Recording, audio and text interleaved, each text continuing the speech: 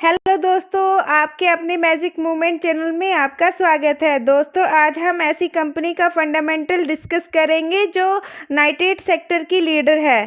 Company का नाम है Deepak Nitrate. Deepak Nitrate Limited ये मैन्युफैक्चर्स करता है basic, intermediate, fine and speciality chemical और performance product and phenolics. Deepak Nitrate एक फास्टेस्ट ग्रोइंग कंपनी है। सोडियम नाइट्रेट का 75% अकेला दीपक नाइट्रेट होल्ड करता है, इसलिए ये केमिकल सेक्टर में नाइट्रेट सेक्टर का लीडर है। Market cap 29,477 CR, stock PE 37.3, ROCE 29.7, ROE 22.7। Chart देख लेते हैं। जो ये डार्क कलर की ब्लू लाइन है ये स्टॉक प्राइस की लाइन है, और जो ये स्काई ब्लू कलर की लाइन है ये वॉल्यूम्स लाइन है। अभी जो स्टॉक ट्रेड कर रहा है वो सपोर्ट और रेजिस्टेंस के बीच में ट्रेड कर रहा है। 2000 और 2500 के बीच में ट्रेड कर रहा है। बाकी सपोर्ट और रेजिस्टेंस हम टेक्निकल चार्ट में नंबर्स के साथ देखेंगे। Quarterly result Q1, Q2, Q3। Cell देख लेते हैं। Q1 में 1768 से 1778 बढ़ चुकी है। 1778 से 2009 Q ऑन Q बेसिस पे सेल इम्प्रूव है। एक्सपेंसिव देख लेते हैं। Q1 में 1559, Q2 में 1476 घट चुकी है, और Q3 में फिर से बढ़ चुकी है 1705। एक्सपेंसिव भी Q ऑन बेसिस पे बढ़ रहा है। ऑपरेटिंग प्रॉफिट Q1 में 210, Q2 में 302, Q3 में 305। Q2 और Q3 में माइनस का फर्क है लेकिन स्टेबल है। ओपीएम परसेंटेज देख लेते हैं।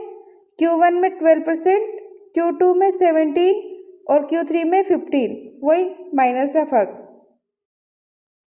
प्रॉफिट बिफोर टैक्स देख लेते हैं। Q1 में 202, Q2 में 277 बढ़ चुके हैं, और Q3 में 274। नेट प्रॉफिट देख लेते हैं। Q1 में 150, Q2 में 205 और Q3 में 202।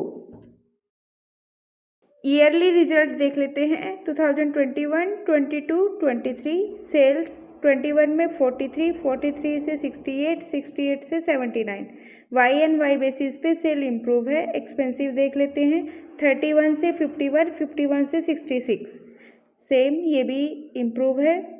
ऑपरेटिंग प्रॉफिट देख लेते हैं। 1252 से 1607, 1067 से डाउन हो चुका है 1292।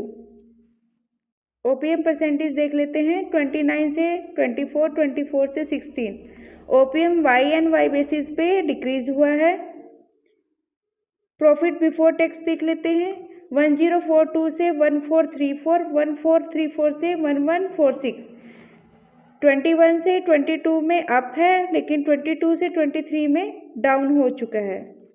नेट प्रॉफिट देख लेते हैं। 21 में 776 अप हो चुका है, 22 में 1067, लेकिन फिर से 23 में डाउन हो चुका है। Net profit 852। CAGR देख लेते हैं। सेल्स ग्रोथ में 5 ईयर का 37%, 3 ईयर का 24%। प्रॉफिट में देख लेते हैं। 5 ईयर का 59%, 3 ईयर का 11%।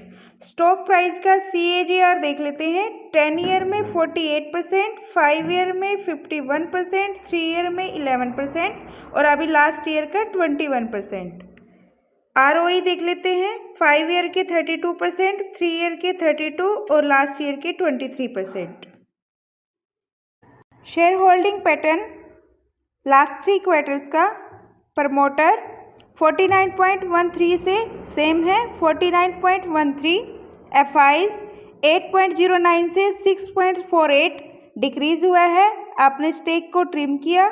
DIs 51.61 से बढ़ाकर 18.87।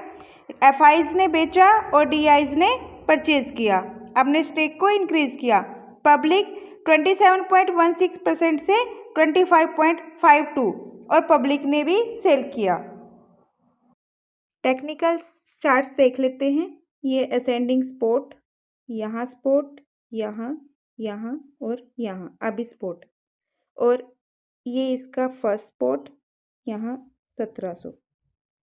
और ये इसका फर्स्ट रेजिस्टेंस 2500 और ये second resistance all time high वाला 3150 और ये इसका पीछे कंसोलिडेट जोन। अभी यहाँ पे स्टॉक ट्रेड कर रहा है 2161.515।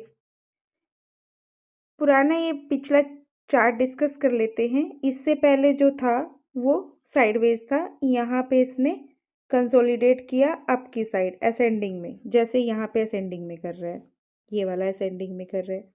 तो यहाँ से इसमें एक ब्रेकआउट आता है और एक बहुत बड़ी तेजी आती है ऑल टाइम हाई वाली।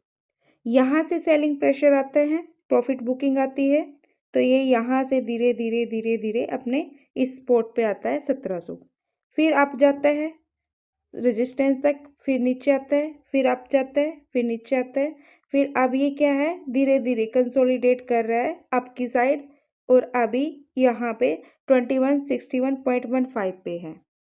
यहाँ पे इसका स्पॉट है, ये असेंडिंग स्पॉट, और ये रेजिस्टेंस क्या है इसका 2500 है। तो दोस्तों इसमें बात आती है कि अब करना क्या है, बाइंग करनी है, सेलिंग करनी है या वेट एंड वॉच करना है। सिर्फ टेक्निकल चार्ट्स को स्टडी करके बात कर रहे हैं। अगर इसका Q4 का रिजल्ट अच्छा आ जाता है तो ये अपने इस फर्स्ट वाले रेजिस्टेंस को ब्रेक कर सकता है और सेकंड वाले रेजिस्टेंस को टच कर सकता है। अगर मार्केट की एक्सपेक्टेशन के अकॉर्डिंग इसके नंबर अच्छे नहीं आते तो ये ब्रेक डाउन भी कर सकता है और अपने 1700 के सपोर्ट को भी टच कर सकता है, मे बी इसको ब्रेक डाउन भी कर सकता है। दोस्तों मार्केट है, कुछ भी हो सकता है। तो इसमें करना क्या है, अब हम उस पर बात कर लेते हैं। जिन्होंने पहले कभी बाय नहीं किया, कोई शेयर नहीं खरीदा है, तो वो उसमें अभी थोड़े से अमाउंट के साथ फ्रेश बाइंग कर सकता है। अगर किसी के पास ये है, वेट एंड वॉच करे, अभी फ्रेश बाइंग ना करे। और अगर किसी ने ऑल टाइम हाई पे परचेज किया है तो वो उसमें ऐड ऑन कर सकता है। तो दोस्तों ये थी दीपक नाइट्रेट स्टॉक की कंप्लीट स्टडी। किस फील्ड में बिजनेस करता है, इसकी क्वार्टरली रिजल्ट डिस्कस किया, एनुअल रिजल्ट डिस्कस किया, share holding pattern, technical chart study, सब कुछ हमने डिस्कस किया। इसका सपोर्ट 1700 का है और अगला रेजिस्टेंस इसका 2500 का है। ये 1700 और 2500 के बीच में कंसोलिडेट कर रहा है। ये सब कुछ देखते हुए अगर कोई केमिकल सेक्टर में इन्वेस्ट करना चाहता है तो वो दीपक नाइट्रेट में 2000 के आसपास इसमें इन्वेस्ट कर सकता है। इसके चार्ट के पुराने पैटर्न को देखते हुए इसका टारगेट 3100 हो सकता है। दोस्तों ये कोई कॉल नहीं है, जस्ट मेरे पॉइंट ऑफ व्यू से है। तो दोस्तों आपको जो भी कुछ अच्छा लगा हो, यदि इसमें कुछ कमी रह गई हो तो प्लीज़ मुझे अपना फीडबैक दें, कमेंट करें, ताकि हम आपको और अच्छा कंटेंट प्रोवाइड कर सकें।